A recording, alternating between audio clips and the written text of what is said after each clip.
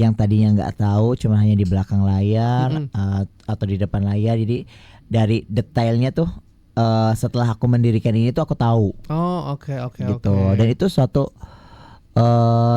ilmu juga sih sebenarnya buat aku. Gitu loh. Oh, jadi nanti harus kayak gimana, Iya. Rilisan apa lagi yang mau lu keluarkan gitu, Rian? Ada dong tentunya. Aku tuh lagi mempersiapkan mini album. Oh, mini album. Oke, jadi ada beberapa lagu yang mau dirilis. Okay. Nextnya. Gitu. Nah, kalau si mini album ini udah ada tema besarnya nggak? Masih rahasia. Masih rahasia. Pokoknya aku kasih bocoran dikit. Aku akan ada kolaborasi sama salah satu penyanyi cewek di dalam mini albumku. Di dalam itu bakal ada kolaborasi juga. Oke. Secara konsep rahasia. Masih rahasia. Aduh, gue penasaran tapi harus gue kulik nih sebenarnya nih. Tapi kalau secara sound, secara lagu, berarti seorang Rian nih masih di area hipdut tadi nih. Iya. Oke. Apa yang akhirnya kayak lo memutuskan pengen sekalian nih bikin mini album gitu? Kan kadang orang kan kayak penyanyi tuh satu lagu dulu deh, selang 3 bulan, 4 bulan baru rilis lagi gitu kan. Ini kenapa lo tiba-tiba kayak? Sebenarnya itu sama kayak per 3 bulan atau per 6 bulan, cuma nanti dikomprimasikan jadi mini album. Oh gitu. Oke, jadi sebenarnya udah disiapin lah ya dari sekarang nih ya.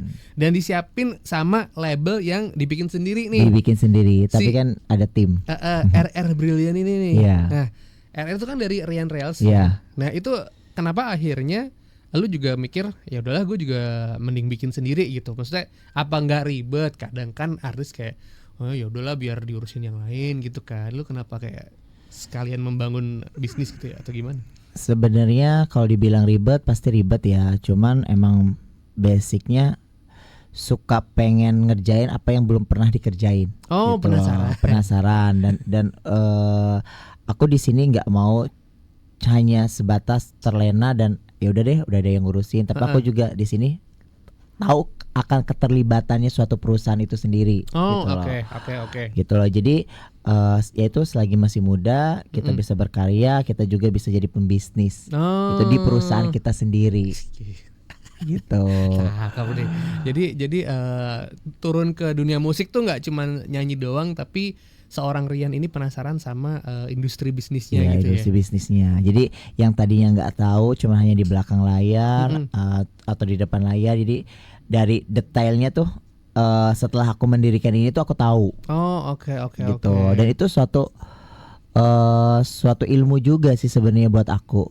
Gitu loh. Oh, jadi nanti harus kayak gimana. Iya. Gitu. Karena kan ilmu itu kan nggak cuma didapat di bangku kuliah atau sekolah gitu kehidupan loh. ya. Iya.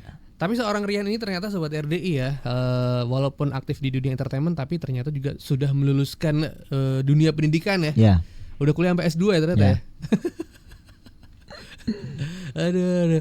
Kenapa memilih di dunia entertainment sedangkan tadi katanya background itu di hukum sama manajemen gitu. Kenapa akhirnya lu fokus ke entertainment? Karena ini salah satu list dalam hidupku juga. Oh gitu, ada wishlistnya. Iya, ada wishlistnya dan kebetulan juga baru terrealisasi ini, gitu loh. Mungkin ada beberapa wishlistnya udah tercapai nih, ini yang belum tercapai. Jadi ya udahlah mumpung masih muda, ya aku jalanin sampai di mana, ya udah ikutin aja. Dan ternyata juga dibantu sama teman-teman sama tim yang akhirnya lu juga didukung lah ya. Iya tentu. Disupport sama tim lah ya. Oke. Gak cuma sama tim ya sobat RDI ya. Kalau kita ngelihat timelinenya seorang Rian ini nih, dia juga banyak dibantu sama teman-teman penyanyi dangdut ataupun musisi-musisi yang udah eksis sebelumnya. Iya. Ya kan ya. Senior lah. Senior kan ya.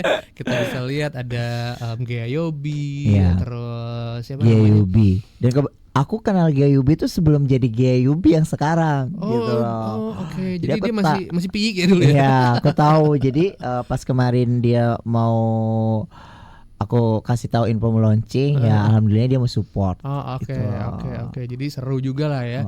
Jadi banyak support dari teman-teman penyanyi, musisi. Dan kemarin itu kan banyak banget yang kayak masih anak kayak gadget semua kan, nggak ada yang seniornya banget kan. Karena aku pengen kayak menciptakan kayak Genjet itu sekarang lebih asik loh, gitu loh. Vibe-nya lebih asik loh, dan bisa mencakup ke semua kalangan loh, gitu loh. Iya, gitu benar sih ya. Jadi memang lu tuh pengen memberikan warna yang lebih fresh lah. Iya, gitu loh. Sama di dunia dangdut tentu tadi ya, hibdut dangdut modern lah ya. Oke, seru sekali Sobat RD ya. Nanti masih ada satu sesi ngobrol sama Rian Reels. Jadi buat kamu yang penasaran, boleh langsung gabung di YouTube-nya kita di RDI 971 FM atau boleh di WhatsApp ya 08 12 12 971. Masih di Indo banget bareng sama Tommy dan juga Rian Reels. Udah hampir 1 jam ya kita ngobrol-ngobrol, seru banget. Dia bercerita seputar kenapa akhirnya memutuskan untuk berkarir di dunia entertainment, karena ternyata juga hobinya Rian juga, kesenangannya juga, bahkan dia memang udah terjun lama gitu kan ya. Dulunya di balik layar, sekarang di depan layar. Di depan layar. Dan ketika lu memutuskan ya. memutuskan untuk gue juga mau nih tampil nih ya di depan layar gitu kan. Ada enggak sih perubahan-perubahan yang akhirnya juga lu siapin gitu, kayak secara fashion nanti gue manggungnya gini, kalau nanti ini gini gitu. Ada enggak udah yang lu siapin gitu? Pasti ada ya, tapi kalau untuk hari-hari emang dari dulu juga seperti ini ya. Jadi nggak begitu yang signifikan banget kalau untuk suatu branding. Jadi ya udahlah. Jadi karena emang udah sehari-hari udah kayak gini ya. Iya sih ya, udah fashionable dari lahir. Dari lahir nggak tuh? Dari lahir nggak tuh? Oke, ada Arin di Parakan Salak ya. Kakak pengen denger dong nyanyi langsung gitu. Sama satu lagi Kak, penyiar radionya bikin single dong. Jangan salah, udah ada. Udah ada ya, udah ada. Di mana tuh YouTube channelnya? Rahasia. Masih rahasia katanya. Ntar kalau gue nyanyi kabur lu, masalahnya takut gue kan. Boleh nih, kita pengen mendengarkan sejengkal lirik ya, sejengkal. 1 bait 2 bait ya, refnya boleh. Rian, silakan ya. 3, 2, 1. Aku posesif yang bukan toksik, yang cuma takut kehilangan kamu. Aku protektif yang bukan ngatur, yang ku tak mau jauh dari kamu. Dah. Oke, kita kasih tepuk tangan dulu. Itu Sobat RDI ya, seorang Rian Reels yang baru aja ngerilis lagu Posesif bukan toksik ya. Oke, kita juga menuju ke WhatsApp lagi ya Rian ya, karena ternyata ada juga nih yang penasaran sama lu. Oke, Ricky, dia tuh tadi di ini nih di YouTube. Model video klipnya siapa aja Kak? Sama bikin video klipnya di mana? Nah, mungkin secara tempat kayak bagus deh, penasaran deh. Model video klipnya itu nggak ada ya, saya sendirian ya. Cuman lebih lokasinya itu ya, yang pertama itu tuh di kafe. Di kafe itu yang ke sekolah itu di kafe sebenarnya, coffee shop. Oh, itu coffee shop. Coffee shop. Gitu. Tapi jadi kayak kelas ya? Iya, emang dia konsepnya itu kayak sekolah, school gitu, bekas school ya kayaknya. Terus yang kedua itu di gedung. Yang kayak gudang gitu. Iya, bukan gedung, gudang. Oh, gudang ya. Gudang yang kosong, yang nggak ada kamar mandinya sama sekali. Ribet nggak tuh? Syutingnya dari sore sampai larut pagi. Bayangin deh, itu nggak ada kamar mandinya. Itu tuh gimana produksi di sana? Tahan aja. Jadi kita harus ke posko gitu ke posko tetangga sebelah. Ya betul, itu ke posko tetangga sebelah. Jadi kita kalau misalnya mau ke kamar mandi atau mau kamar, ya kita nanti